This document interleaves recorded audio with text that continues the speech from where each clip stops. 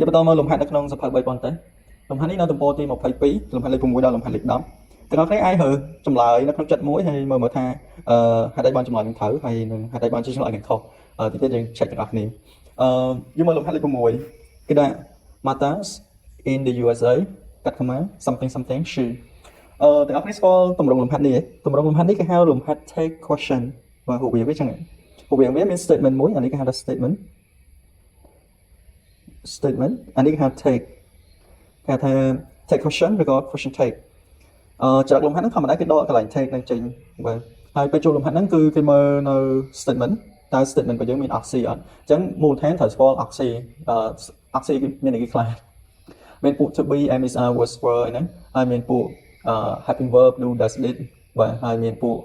have has had ដែលវាចូលនៅក្នុងទម្រង់ perfect ហើយមានពួក modal verb មាន can could will would shall should may might must អញ្ចឹងទាំងអស់នេះគេហៅថា oxy អញ្ចឹងបើសិនករណី statement នេះអត់មានគឺយើងយក helping verb មកជួយអញ្ចឹងករណីនេះគឺ statement របស់យើងគឺមាននេះអាហ្នឹងគឺ apostrophe s កន្លែងហ្នឹងគឺ is ហើយដែរបានជាខ្ញុំដឹងថា is ដោយសារតែបើសិនវាចូលនៅក្នុងទម្រង់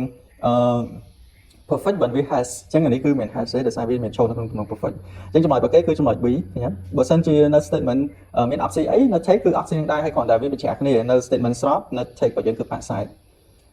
ហើយលំហាត់លេខ7ដូចគ្នាដែរឃើញទេព្រោះវាតែមួយឯងហើយលំហាត់នេះអាសាចេញបាត់ដប់ទៀតឆ្នាំតើក៏ចេញដែរលំហាត់ហ្នឹងអញ្ចឹងយើងមើលឃើញ oxy មួយឯងគឺ helping verb គឺ doesn't អញ្ចឹងចម្លើយកន្លែងនេះគឺប្រកាសជា does ហើយបាទគឺស្រួលមើលលំហាត់ហ្នឹងលំហាត់លេខ8លំហាត់លេខ8គេចង់តែយើងទៅដូរជាមួយនឹង structure នេះ structure let someone do something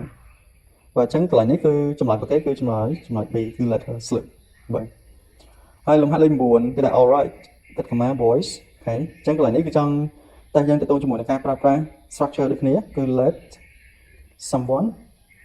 not do something អានេះគឺ structure មួយអានេះអត់មាន structure ហ្នឹងឯង don't we ហ្នឹងគឺប្រយោគសំដួល let's know ក៏អត់មានដែរអញ្ចឹងអានេះគឺយើងអាចប្រើបាន don't let us យើងអាចប្រើអញ្ចឹងបានឧទាហរណ៍ថា don't let us go don't let him go កុំឲ្យគាត់ទៅមានថាយើងអាចប្រើទម្រង់បែបហ្នឹងបានប៉ុន្តែចម្លើយរបស់គេគឺយើងអត់យកចម្លើយ A ដោយសារតែកន្លែងនេះគឺគេនិយាយ let's not កន្លែងនេះគឺមានថា we should យើងគួរតែអញ្ចឹងlet's not forget មានថា we should remember ឬក៏ we shouldn't forget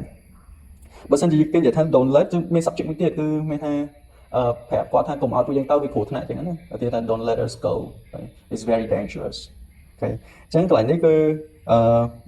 មាន situation ហ្នឹងឯងជាងយកចម្លើយ B មានថាអូខេទាំងអស់គ្នាcomplete អ្វីដែលគាត់បានប្រាប់យើងហ្នឹងអូខេបើសិនជាយើងនិយាយថា don't let us មានថាកុំអនុញ្ញាតឲ្យពួកយើងធ្វើរឿងណាមួយអូខេលំហាត់លេខ10គេថា I think little Jenny something today she can go to school អញ្ចឹងកន្លែងនេះគឺចង់តែយើងទៅជាមួយនឹងពួកbetter ពួកហ្នឹងមកពី good អូខេbest គឺទម្រង់ perfect sorry ទម្រង់ superlative គឺ the best អញ្ចឹងកន្លែងនេះគឺយើងយកចម្លើយ B មិនត្រូវហើយតែបើចម្លើយ B ត្រូវដោយសារតែ look កន្លែងថាហើយ sim កន្លែងអត់ថែបហើយអូខេហ្នឹងហើយអញ្ចឹងងាយហីទាំងអស់គ្នាបើសិនចង់បានលំហាត់នេះយកទៅរៀនធ្វើខ្ញុំមានជាសភៅវាមកក្បាលតែ20000នេះមានជាលំហាត់បញ្ចូលអញ្ចឹងមានជាក្រុមដើម្បីគ្នាយើងឆ្ងល់លំហាត់នេះអាចសួរបានហ្នឹងហើយអញ្ចឹងលំហាត់នេះគឺមានតែប៉ុណ្្នឹងឯងហើយ check មើលវិញមានចម្លើយណាដែលយើងធ្វើទៅខុសអត់អូខេជួយ comment នៅក្នុងវីដេអូនេះផង